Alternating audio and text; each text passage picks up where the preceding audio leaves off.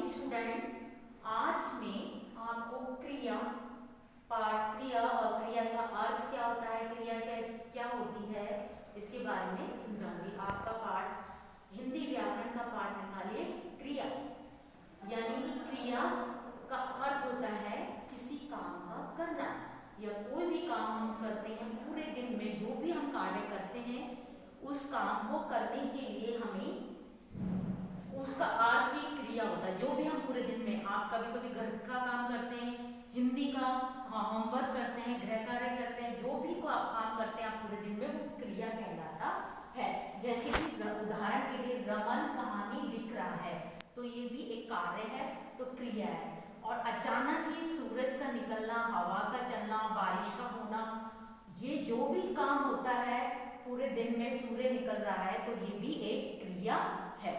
तो आपको क्रिया का अर्थ समझ में आ गया होगा कि क्रिया किसे कहते हैं, यानी किसी काम का करना या होना, हमारे पूरे दिन में जो भी कार्य होता है।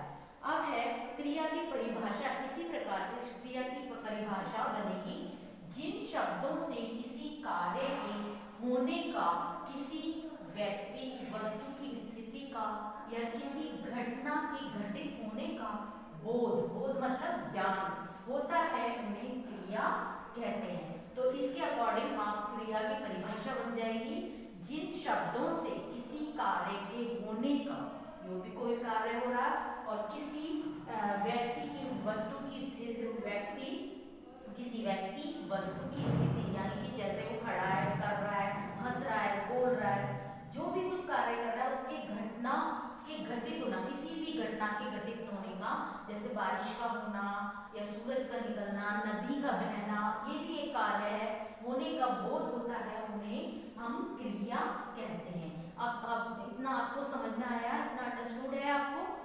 तो आगे हम करते हैं क्रिया के भेद। क्रिया के दो भेद होते हैं, दो भागों में बांटा गया है क्रिया के भेदों को। एक तो होता है कर्म मतलब कार्य के आधार पर, और दूसरा है संरचना के आधार पर। संरचना मतलब बनावट, यानी कि क्रिया के जो वाक्य हैं उनकी बनावट के आधार पर हम इनको दो भागों में बांट सकते हैं। यानी कि क्रिया के कर्म के आधार पर, जितने भी कर्म मतलब कार्य करते हैं, उनके आधार पर हम कर्म के आधार पर क्रिया को भी हम दो भागों में बांट सकते हैं, अकर्मक क्रिया और सकर्मक क्रिया।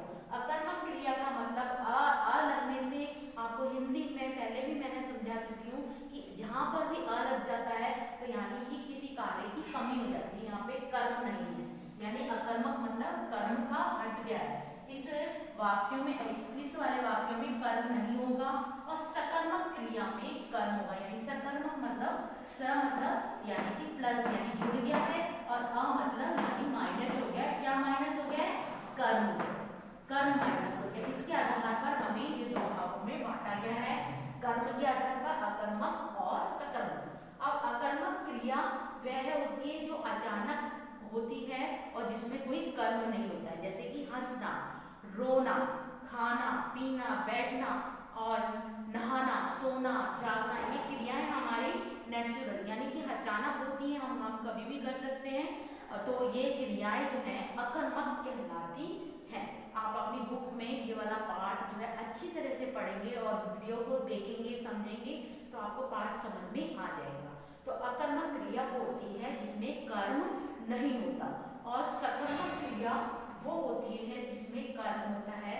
जैसे कि समाचार पढ़ते, पिताजी समाचार पढ़ते हैं, बालक फल खा रहा है, यानी कि पढ़ने का कार्य हो रहा है, और पढ़ने का कार्य जो हो रहा है वो समाचार पत्र पढ़ करके हो रहा है, यानी कि इसमें कर्म हो रहा है, यानी कि कार्य हो रहा है। और अकर्मक क्रिया जो मैंने पहले समझा चुकी हूँ, अकर्मक क्रिया में अगर आपको पता लगाना है कि कर्मक क्रिया कौन सी है, तो आपको उसमें क्या, किसे, किसको प्रश्न लगा करके अगर उत्तर प्राप्त ना हो तो वो है आपका अकर्मक क्रिया है। यानी कि कविता रो रही है, क्या रो रही है, क्या रो रही है, कोई प्रश्न नहीं है, हाँ उत्तर कुछ नहीं मिलेगा, हाँ ना, कोई जवाब नहीं है, ये कोई प्रश्न नहीं होता, क्या रो रही है, तो इसका मतलब ये अकर्मक क्रिया है। और सकर्मक क्रिया में कर्म होने पर हम इसको पता करने के लिए कि ये सकर्मक क्रिया है, तो क्या, किसे, किसको लगा करके हम प्रश्न पिताजी क्या पढ़ रहे हैं? समाचार पत्र। तो समाचार पत्र पढ़ने से ये कर्म है इसमें, इसलिए ये सकर्मक क्रिया कहलाती है। और आप अपने पाठ को पढ़ेंगे तो भी आपको समझ में आएगा। ध्यान पूर्वक इस पाठ को पढ़ना है। फिर है संरचना, यानी कि कर्म क्रिया के आधार पर, कर्म के आधार पर जब दो भागों में बांटा है तो दूसरा है संरचना, यानी कि कर्म की बनावट, यानी कार्यों की बनावट और वाक्यों की बनावट कैसे होती है। क्रिया, हम कितने प्रकार की क्रिया करते हैं पूरे दिन में, तो अलग अलग क्रियाएं भी हमारे साथ होती है, जैसे कि बहुत सारी क्रियाएं जो हम इसमें पढ़ेंगे संरचना की दृष्टि से, यानी बनावट की दृष्टि से। सबसे पहला है सामान्य क्रिया। सामान्य क्रिया में हम क्या करते हैं कि सामान्य क्रिया में बिल्कुल सिंपल वाक्य, जैसे हम साधारण वाक्य, जैसे कि वह सो रहा है, वह खा रहा है, ये सामान्य क्रिया कहलाती है। वे जाएंगे, हम गए, रोली ने गीत गाए, ये इस प्रकार से सामान्य क्रिया होती है।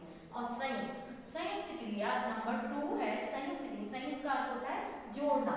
जब क्रियाएं दो जोड़ती हैं, जैसे आपके कभी कभी पूरे दिन में ऐसे भी वाक्य आपके हिंदी में मुंह से निकलते हैं या आप करते हो, यानी कि सुलभ जो है चला गया, यानी कि सोहन चला गया, चला गया, यानी कि संयुक्त क्रिया में ये दो जो क्रिया है, चला और गया, इस चला जाना और जाना गया, ये दो क्रिया जुड़ गई, इसको मतलब ये संयुक्त क्रिया है। और सामान्य क्रिया के बाद आपने संयुक्त क्रिया समझा। अब संयुक्त क्रिया के बाद है नाम धातु क्रिया।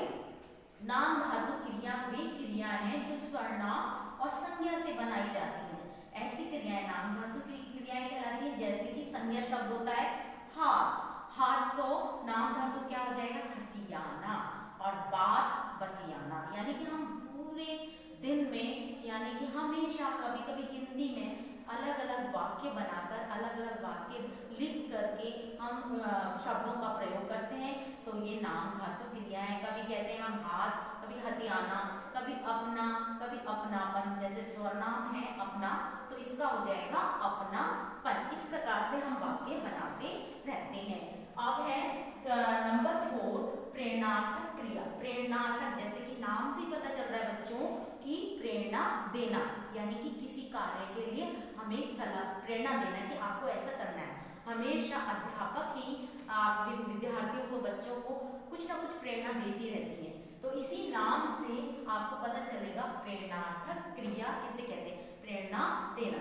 एक तो प्रेरणार्थक क्रिया में भी दो भाग होते हैं, प्रथम प्रेरणार्थक क्रिया और द्वितीय प्रेरणार्थक क्रिया। यानी कि एक प्रेरणार्थक क्रिया में सजल चिड़ियों को दाना खिलाता है, यानी कि अध्यापिका कक्षा में पाठ पढ़ाती है। एक तो ये प्रेरणा हो गई कि मैं अध्यापिका जो है कक्षा में पाठ पढ़ा रही है, मगर दूसरी प्रेरणार्थक क्रिया है कि अध्यापिका जो है पाठ को खुद ना पढ़ करके बच्चों से पाठ पढ़वाती हैं, यानी कि गीता से पाठ पढ़वाती हैं। तो ये प्रेरणार्थक क्रिया है कि वो खुद ना करके जैसे और दूसरों से काम करवाना। जैसे कि पिताजी जो है ड्राइवर से कार को धुलवाते हैं, यानी कि अपनी गाड़ी को धुलवा रहे हैं, वो गाड़ी खुद ना धो करके दूसरों को धुलवा रहे हैं, ड्राइवर से कह रहे हैं कि गाड़ी को धो दो, यानी कि प्रेरणा देकर के कार्य करवाना। और मालिक जो है माली से कह रहा है, यानी कि माली से कह रहा है कि पौधे लगा दो, यानी पौधे लगवाने का काम कौन करवा रहा है? मालिक। और कौन लगा रहा है पौधे? माली। तो इसका मतलब वो प्रेरणार्थक क्रिया है। अब पूर्वकालिक क्रिया नंबर 5 है पूर्वकालिक क्रिया। जैसे कि बच्चों नाम से ही पता चल रहा है, पूर्व का अर्थ होता है पहले, कालिक मतलब कल, मतलब समय। जो जब कभी भी हमारे हिंदी व्याकरण में हम हिंदी शब्दों का जब प्रयोग करते हैं तो दो तरह के वाक्य भी हम कभी कभी कई तरह के वाक्य, बहुत तरह के वाक्य बना के बोलते हैं और पूरे दिन में वाक्यों का प्रयोग करते हैं हिंदी में। तो फिर हमने पूर्व मतलब पहला और कालिक मतलब काल, वो पहले जो हम कर लेते हैं काम वो काम और उसमें दूसरा भी काम ऐड जोड़ देते हैं, यानी कि क्रिया को जोड़ देते हैं, वो होता है पूर्वकालिक क्रिया। जैसे कि उदाहरण के लिए अध्यापक जी पढ़ाकर चले गए, यानी कि सबसे पहला कार्य उन्होंने किया था पढ़ाने का, और वो पढ़ाकर चले भी गए। यानी कि दो काम हो गए इस वाक्य में। पहले अध्यापक ने पढ़ाया, पूर्व मतलब पहला, वो अध्यापक ने पढ़ाया, और फिर दूसरा कार्य क्या किया, वो चले गए। तो यानी कि पूर्वकालिक क्रिया, बच्चे खाना खाकर सो गए। यानी कि बच्चों ने पहला कार्य क्या किया, खाना खाया, और खाना खाने के बाद दूसरा कार्य क्या किया, सो गए। यानी कि ये पूर्वकालिक क्रिया है। यानी कि इसमें दो क्रियाएं होती हैं, एक पहले वाली क्रिया और दूसरा दूसरे वाली क्रिया। इसी प्रकार से बच्चों ये पाठ आपको ध्यान से समझना है और इसके अभ्यास प्रश्न सोच समझकर लिखने हैं, जो मैंने आपको गृह कार्य में दिए हैं। और आपको इसको ध्यानपूर्वक लाउड रीडिंग करनी है। लाउड रीडिंग करने से आपके कंठस्थ में जो उच्चारण है हिंदी के वो ठीक हो जाएंगे, और आपको स्पष्ट बोलना और लिखना भी आ जाएगा। और लिख करके इसको आप अभ्यास अपनी बुक में ही लिखेंगे, और सुलेख कॉपी में जो कार्य दिया है वो आप करेंगे। Thank you.